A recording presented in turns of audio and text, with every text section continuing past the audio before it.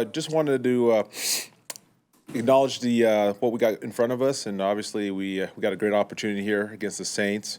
And after a week off, everybody getting a little bit of time to enjoy their family, get away a little bit, and all that. And so it was very exciting to come back on Monday and see everybody in the building and everybody refreshed.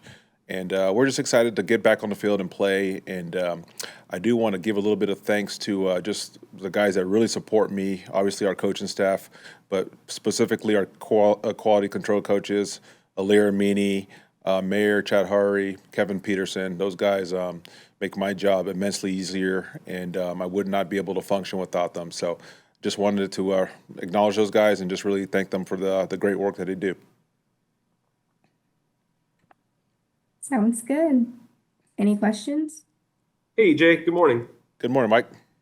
You brought up Mayor. You guys have known each other for like a really, really long time, right? Yes. When you have somebody who's in quality control or maybe just like an assistant coach, like Pete, who you've known for years, is there like an unspoken like understanding when you want something out of a guy in practice, or you're just trying to figure out where a guy fits in a scheme? Like, how does the language work there, and how does the communication work when you're trying to better the players but also better the scheme?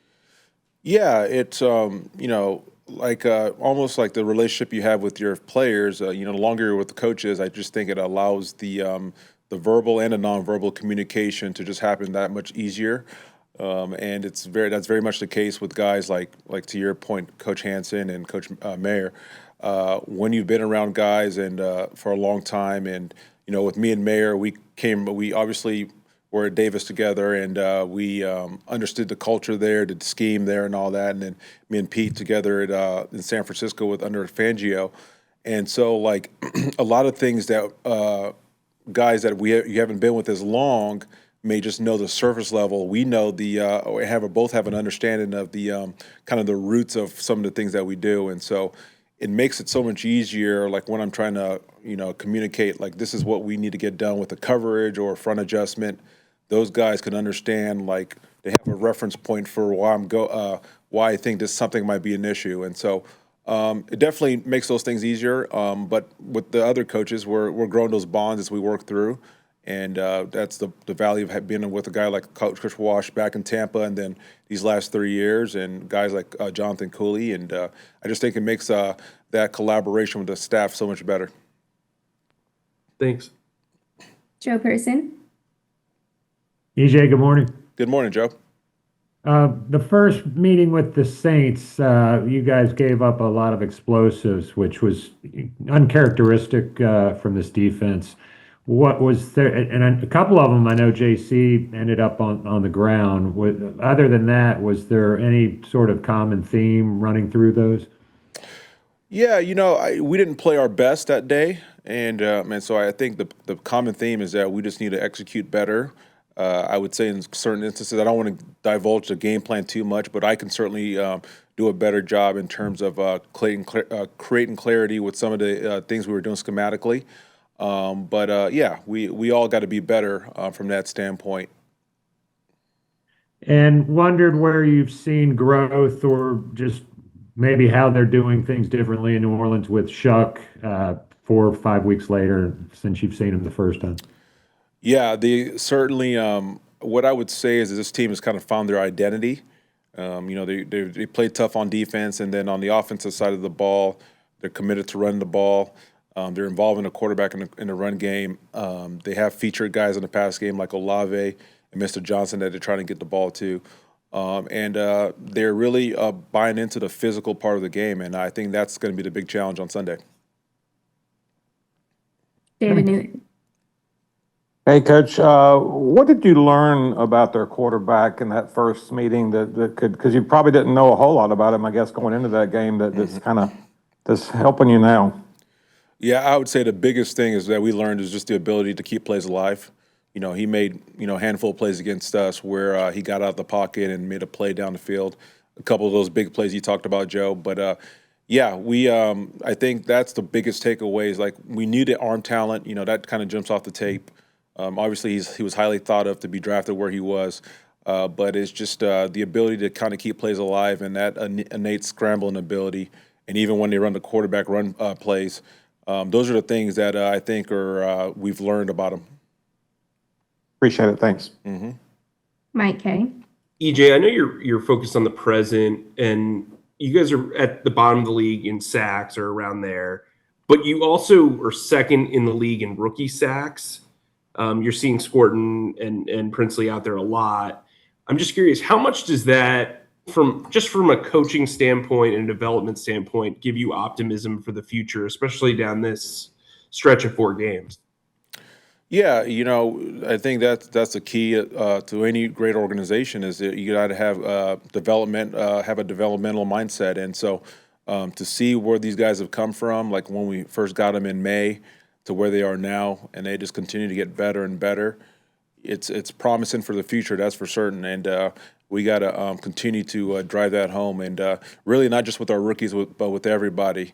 But going back to the first part of the question, we just we got to find a way too to be better in terms of like affecting the quarterback, and we all understand that.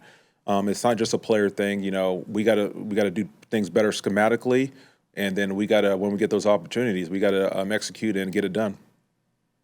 Do you have to, in doing that, do you have to balance how much improved you are against the run with how much you set up your pass rushing scheme? Oh yeah, that's always a part of it, and that's a big part of my job is to make sure that knowing when those passes are going to be called and when those runs are going to be called by the opponent, and when those pass situations arise, that's where we all have to just be better, because at the end of the day, it doesn't matter how good your coverage is if you can't affect the quarterback. It's going to be hard to play the pass game. Thanks. Joe Person. EJ, it looks pretty promising, I guess, for JC. What will it mean to get that defense back intact? Yeah, he certainly is a big part of what we do, and it's a very, very important player. And when you have a player of his caliber, miss a game and then come back, it's certainly going to give us a boost. But I still got to just give so much praise and love for the effort that we put out the other day in the secondary. Missing a couple of guys, and guys like a Caleb coming in and just doing a heck of a job. Shaw Smith-Wade stepping up. Mike Jack obviously making that big play. Ransom making a big sack. Nick Scott making a big interception. So. JC's always going to be missed, but like at the end of the day, it's the next man up, and I'm really, really, really proud of the way that those guys performed in that game.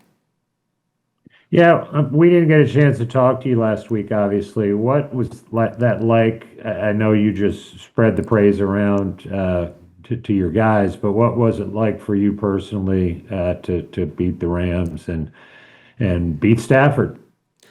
Oh, I mean, it's great. Like I talked about our last press conference, there's a lot of people that I really admire there. And I had a fantastic experience working there for 5 years.